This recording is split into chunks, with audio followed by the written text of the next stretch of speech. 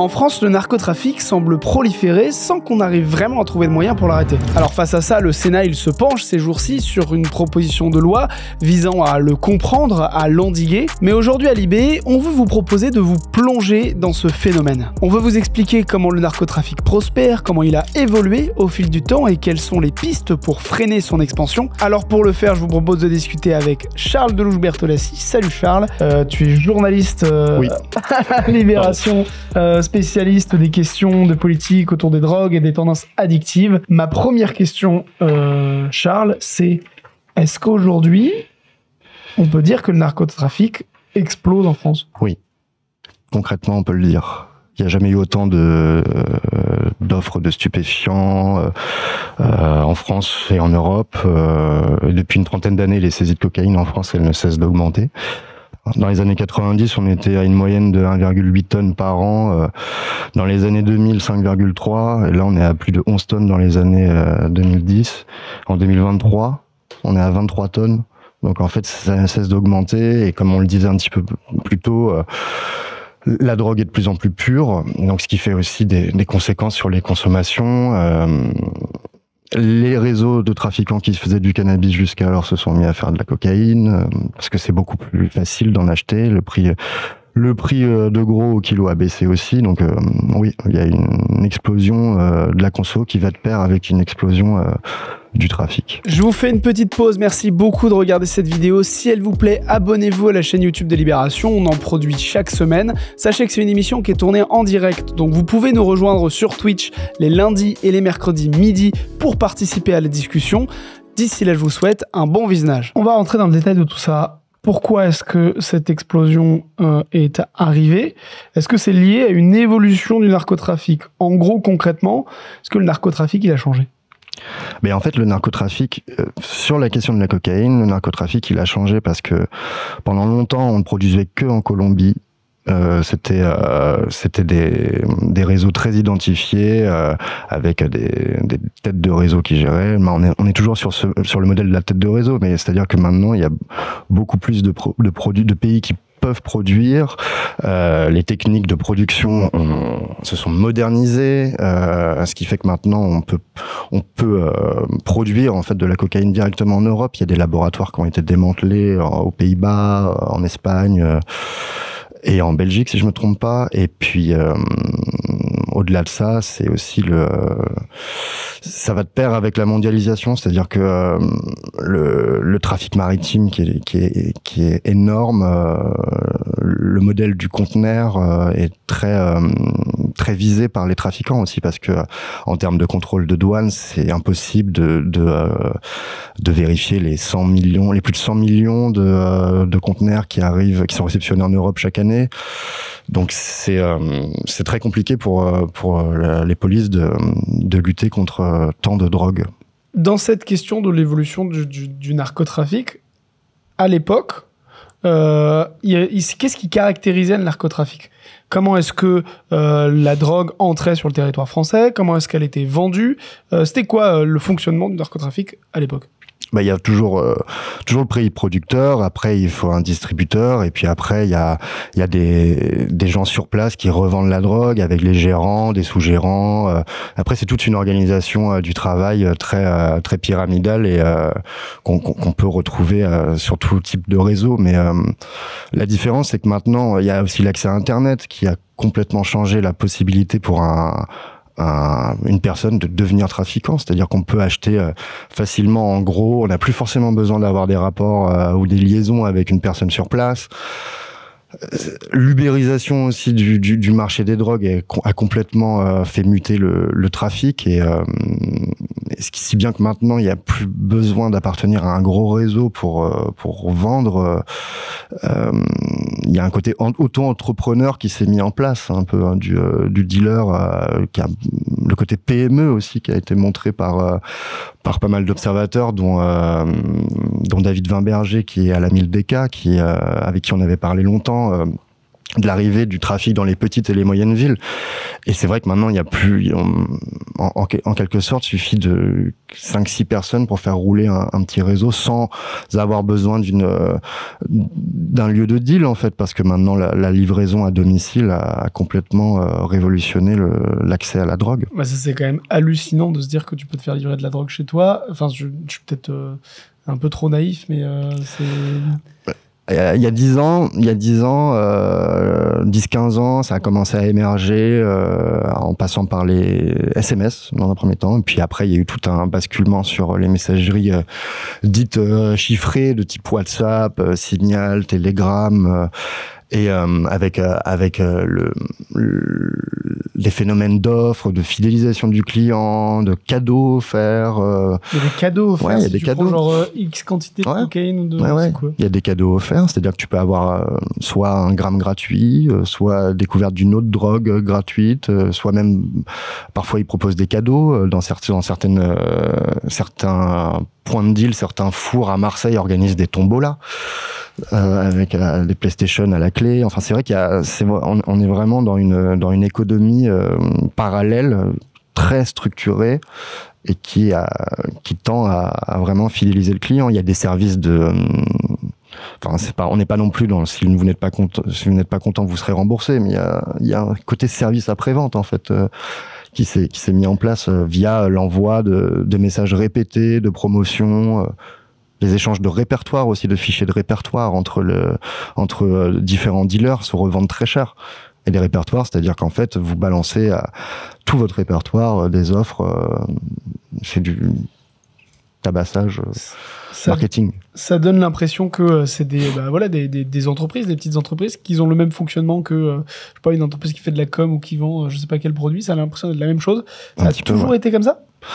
Ce côté un peu genre on applique la logique d'une petite PME qui va aller je sais pas vendre des cartes Pokémon, je dis ça au pif, au fait de vendre je sais pas des grammes de. Non, ça a pas toujours été comme ça. Ça a pas toujours été comme ça, mais en tout cas dans l'accessibilité à la drogue, ça a complètement changé parce que avant, il fallait forcément connaître quelqu'un qui connaissait quelqu'un qui en avait. Maintenant, par les réseaux sociaux, par le darknet, par Internet, pas forcément le darknet, parce qu'avec des sites qui sont hébergés ailleurs qu'en France, qui proposent la livraison par voie postale de stupéfiants. On parle de cocaïne, mais aussi de drogue de synthèse ou de cannabis, se fait de plus en plus avec des réseaux qui sont pas hébergés en France et qui font que pour les services de police, c'est très dur à pister, pour les douanes aussi, et pour le client, ça change complètement la relation qu'il pouvait avoir jusqu'alors dans l'accès à la drogue, parce que finalement c'est dépersonnalisé. Vous recevez ça chez vous, il n'y a plus la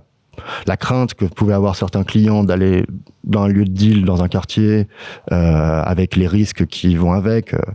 Par exemple, se faire contrôler par la police et se prendre une amende forfaitaire délictuelle pour possession de stupéfiants.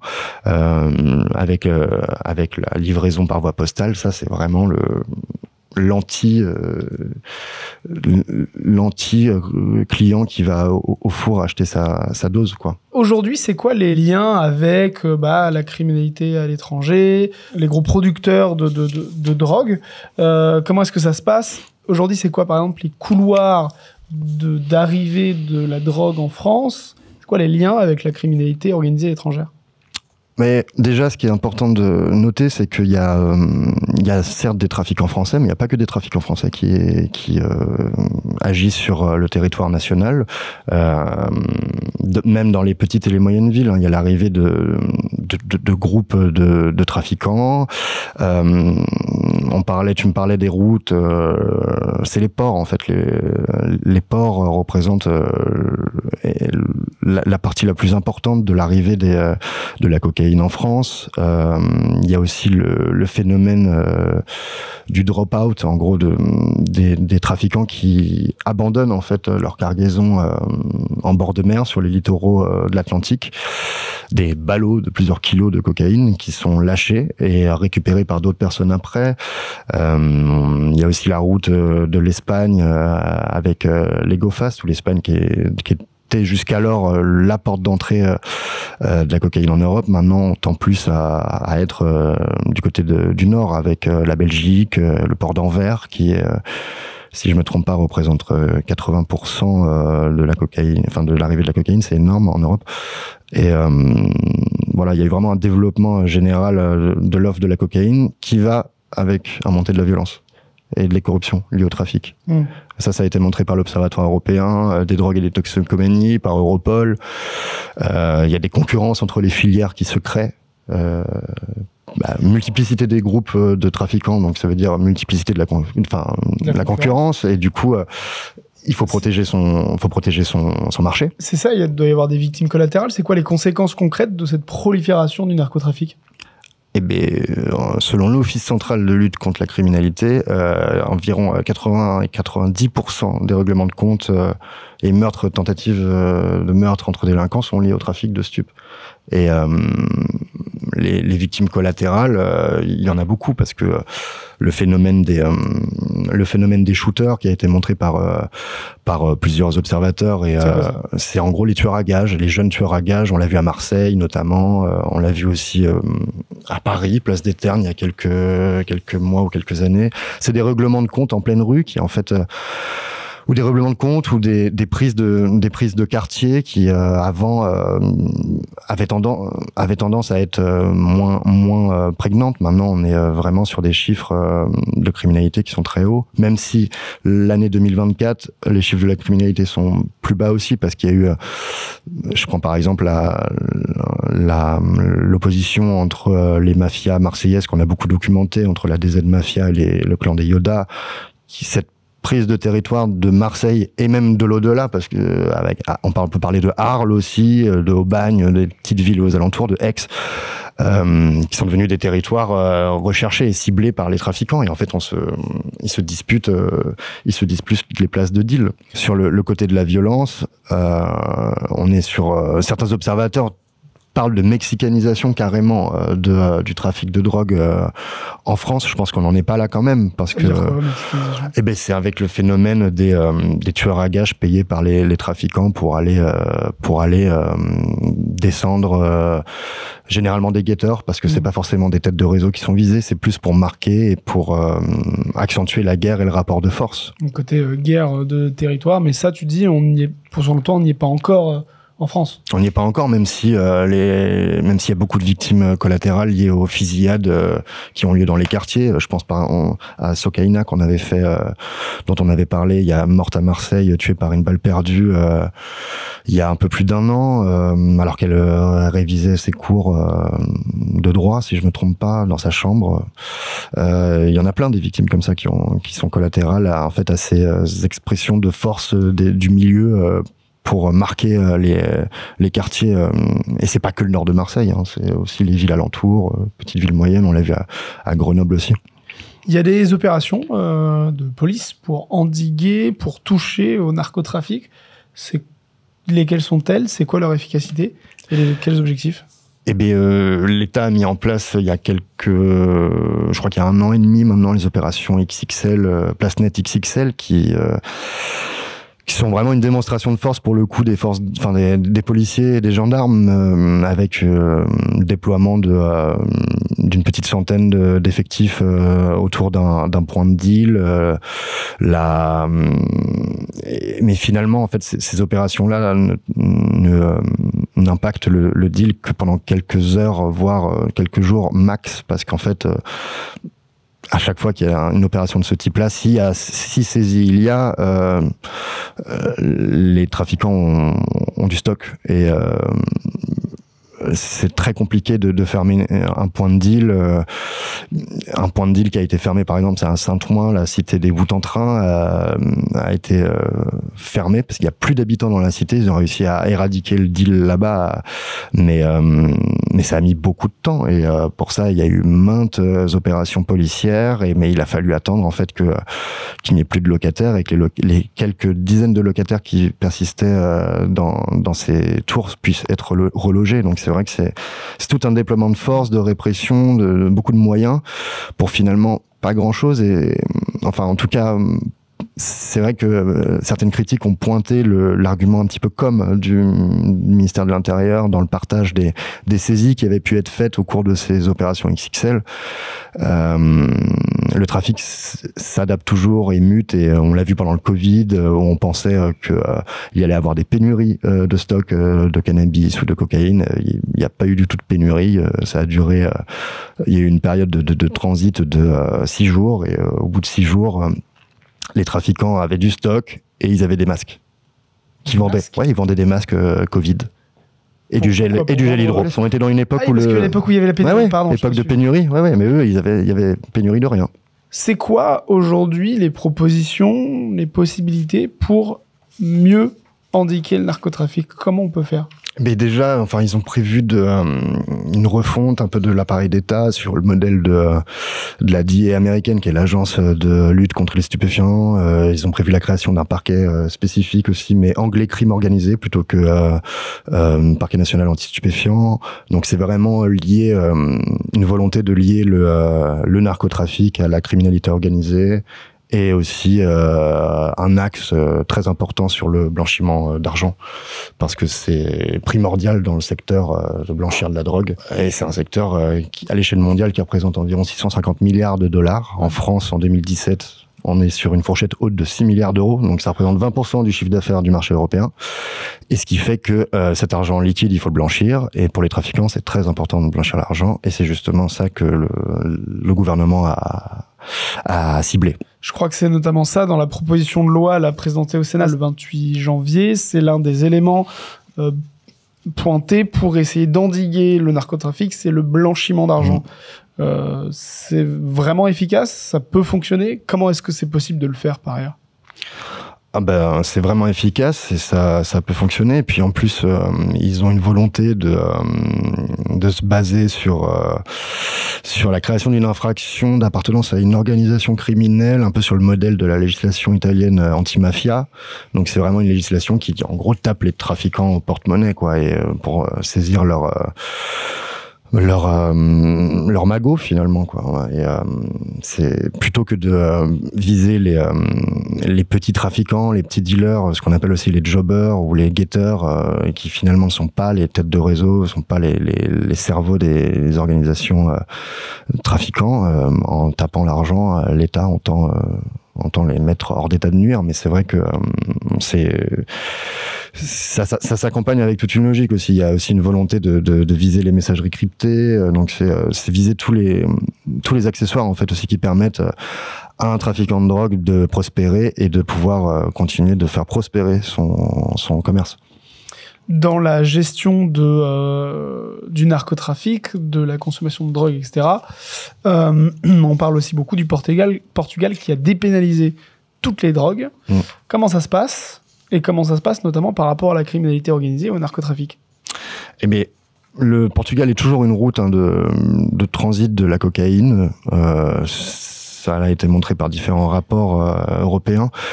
Mais après, sur la consommation, on est sur une optique en fait de considérer le consommateur non pas comme un délinquant, mais comme un malade. Donc en fait, ça a permis en fait à des personnes aussi de recevoir un accompagnement en soins, de plus forcément être considéré comme finalement un complice du trafic, mais comme une personne plutôt qui en pâtit en quelque sorte, parce qu'elle est malade et que c'est une pathologie qu'il faut soigner.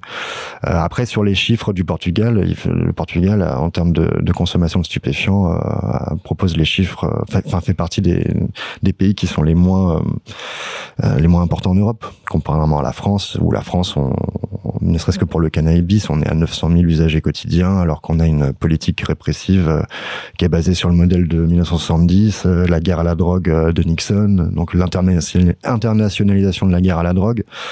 Et en fait, on voit que ça fonctionne pas, parce que plus le gouvernement ou les gouvernements successifs vont vers une intensification de la répression, plus il y a de la consommation. Donc ça passe aussi par différents changements. On verra ce que donnera la PPL sur le narcotrafic, mais c'est vrai que ce qu'on disait un petit peu plus tôt avec Marie Geoffrey Rousside de l'INSERM, un produit prohibé, fait qu'on ne peut pas forcément avoir une bonne prévention qui va avec. Et la dépénalisation d'un produit ouvre le champ possible aux travailleurs sociaux, aux éducateurs spécialisés, aux professionnels de l'addiction, et on sort du coup en fait du format tu consommes, tu prends une amende, voilà. Et notre loi en fait est très très répressive, mais est très peu appliquée parce que c'est très compliqué de lancer des procédures pour chaque consommateur qui est arrêté avec de la drogue en sa possession. Juste un dernier point sur l'angle du Portugal, parce que c'est intéressant, c'est vraiment sur les chiffres de la consommation que ça a baissé. Après, sur la question de la criminalité, le Portugal, il y a toujours des soucis parce que ça reste une zone qui est impactée par le trafic de stupéfiants. Il y a la route lusophone qui passe du Brésil par le Portugal pour l'arrivée de la cocaïne, notamment via ces grands ports. Il y a de la criminalité au Portugal qui va avec malgré la dépénalisation, elle est toujours là. Mais en tout cas, sur les consommateurs et sur les usagers dépendants, ça a apporté ses fruits. Merci beaucoup, Charles, pour tous tes éclairages.